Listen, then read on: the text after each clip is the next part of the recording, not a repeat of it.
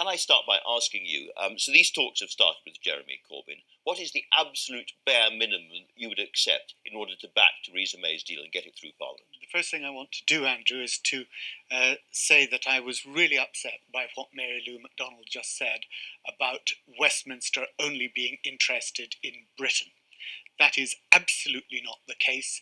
Politicians in Westminster are working hard to make sure that all parts of the United Kingdom, including Northern Ireland, are considered and respected and upheld. And the upholding of the Belfast Agreement, the Good Friday Agreement, is one of the central things that we're looking to do. Very important. So can I come just back to these talks going on right at the moment between Jeremy Corbyn and Theresa May? So it is possible that she could get this deal through with the House of Commons with Labour support. What I'm asking is, what would she have to give Labour, as it were, to win that support? Bare minimum. Well, look, what we have said all the way through is that we need to have a customs union in which we have a say, that we need to see that rights at work and also in terms of environmental protections and standards are upheld. And what we also need to do is we need to have a close relationship with the single market. Now, all of those three would mean that we could then look at the deal. But the key thing here is, can she negotiate something with the European Union? And what really did emerge, I think, from the interview that you've just done with Mary Lou, was precisely that the loss of trust in Theresa May and this government by Europe, and in particular by Ireland, because don't forget that the backstop as it stands is actually a concession from the original backstop. Yes. Originally, it was going to be Northern Ireland only. She then said, look, if you give me a customs arrangement that encompasses the whole of the UK. We do understand that. She's moved beyond that. Then we can get this through Parliament. And she couldn't. It failed by the largest margin in parliamentary history. So there's a lack of trust now that anything they do agree can be delivered on. But from what you've just said, it's a huge jump for her to actually win over official Labour support. In effect, it's not going to happen. So what do you say to those Labour MPs who have gone and talked to her about having money sent to their constituencies, very poor parts of Britain often, people like John Mann in Bassetlaw and elsewhere, Dennis Skinner and so forth, in return for voting for the Conservative deal? Look, I understand why their constituents are crying out from the lack of investment under the austerity of this government. Of course I do. But we had a manifesto. That manifesto was about a 500 billion transformation fund. It was about regional banks. It was ensuring that those areas that had been left behind by this government actually had the investment that they need. Why would you, as an MP, as a Labour MP who stood on that manifesto, say, you know what, if I can get a little bit of money extra into my constituency, I don't mind about the rest of the country not getting what actually we promised in our manifesto, which was investment as a whole into those areas to revitalise all parts of our economy. You know, my vote is not for sale. Right? So you agree with John McDonnell, Shadow Chancellor, who says this is transactional politics, which is shaming our political system? Well, look, the American system for many, many years has been based on pork barrel. It's been based on, if I can get something for my state, my constituency, then I'll do a deal. But they have a very different system. That's why in the UK, we have put forward a manifesto that actually would deliver what is needed in Bassetlaw, in those other areas. But actually, I think anyone who reflects on the manifesto that they stood on and the benefit that that would do for the whole of the country in getting investment through would have to say, I can't just be selfish about this. I can't simply take care of my own immediate community. We have to take care of the whole country. And that's why we need the investment programme that Labour put forward. So they voted with the Tories on this occasion. Should they be punished for that? Should there be sanctions taken against them for breaking the Labour whip? Look, that is a matter for the chief whip. It's not a matter for me. We need, and let me respond to because it's a fair question. We are in a situation now where in Parliament there is fractures in all parties. Actually, many more in the Conservative Party than in Labour. But what we're trying to do is we're trying to somehow say we look at a divided country and we need to try and bring it back together.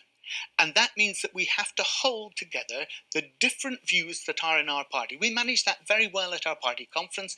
We sat down for hours, literally for hours, 6 hours, to try and bring a consensus there. And we managed it. I believe that that's what we need to do. We have to listen to each other as MPs, understand the concerns and the problems that each of our communities are facing, but try and resolve them together. You've made it pretty clear that you want to make the best of Brexit. You are pro-Brexit in the sense that you think the good things can come out of that. Can I ask you the big picture question? How does the left do well out of Brexit? Look, I am not pro-Brexit, okay? I am pro-democracy, and the people of this country said that they wanted Brexit, okay? I voted against Brexit. I campaigned against Brexit. And I did so but you said because you've talked about Labour's positive vision for Brexit. I did so because of the economics. But there are other things that people were voting for.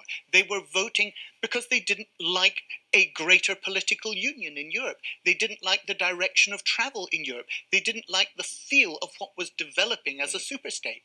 I understand that. I get that. And that's why now, given the referendum decided as it did, I believe that democracy means that you then say, fine, we will try and deliver it, but we're trying to deliver it in a way that does minimal damage. Unfortunately, the Conservatives are wedded to their red lines. What is clear is that if you win power, you're likely to win power after we have left the EU, and therefore that you will win power on the terms of what you would call a Tory Brexit. And at the moment it looks like lots and lots of big companies, manufacturers, banks and so on, are taking investment out of Britain into the continent before that happens, which means that Labour will take power in a situation where the tax base that you need to rebuild public services as you would see it isn't going to be there in the same way. You're going to take power in a very, very difficult situation economically, and that will be as a result of the Brexit, which lots of your colleagues think that you and the Labour front bench are facilitating. Well, look, I'm delighted that you're so confident that we're going to take power in any subsequent general election. What I would say is, for all the reasons that you have just outlined about the damage that Brexit can do to jobs and our economy, that is the reason that we are saying to Theresa May now, look, you must get a deal through Parliament that is acceptable. That means you must change your red lines about a customs union. It means you must look again at the way in which the future political framework is so vacuous. What we're saying is, because of all the things that you've just outlined, she has to bend. She has to change those red lines. She won't. You know, right. She's saying that. She's saying that about the European Union. They're saying that about her. The problem is this. Last week, Theresa May persuaded her own MPs to vote against her own deal that she had negotiated. And became stronger as a result. That she had negotiated after having told them that no other possible deal was available. Right. Something's going to have to give. We have to move on to one other subject. I'm so sorry. Sure. Which is that there are now two people in Venezuela who claim to be president. Which of them do you back? Look, I believe there needs to be negotiations between the two parties in Venezuela. I abhor what's gone on in Venezuela, as you know. I think the extrajudicial killings that have taken place, firing live ammunition on protesters who are, some of them, suffering from malnutrition because of what's happened in that economy, that needs to be resolved. The opposition have said that by midnight tonight there has to be an announcement there's going to be a new election. Would you back that? Do you think there has to be a new election now in Venezuela? My view is that there needs to be discussion between both parties, not ultimatums issued by one or the other, and it must not be the case that external governments like the United States are coming in, interfering in that situation. I welcome the fact that the Pope, His Holiness the Pope, and indeed the Lima states around in South America have offered to conduct those negotiations. But it must be the people of Venezuela that decide, and we must not return to those days when the United States was dictating terms and who was the president of which country in Latin and Central America. I absolutely understand that. But of all the world leaders around the place at the moment that Mr. Maduro might listen to, Jeremy Corbyn is very high up there. We know that if Jeremy Corbyn calls him, Maduro will listen. Would it not be helpful for Jeremy Corbyn to call Maduro and say, do you know what, as a brother socialist party, we think it is time for you to offer I'm sorry, can I just point out that there are other socialist parties in the opposition who are actually sister the opposition parties, are your sister who party, are in sister fact. parties. So Yes, the idea that there is this closer link with Maduro is not the case. But the point is this. Of course, Jeremy has already spoken out against the human rights abuses in Venezuela, and that is something that we are consistent on.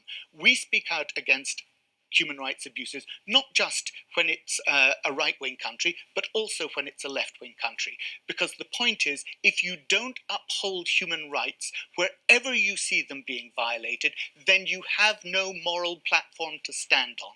And that's why it's so vital that we in the Labour Party speak out, yes, in Venezuela, but also, and this is something the government could learn from, in Saudi Arabia, when it comes to Honduras, in other parts of the world where they're happy to sell arms to those governments, arms that are being used for internal repression and external aggression.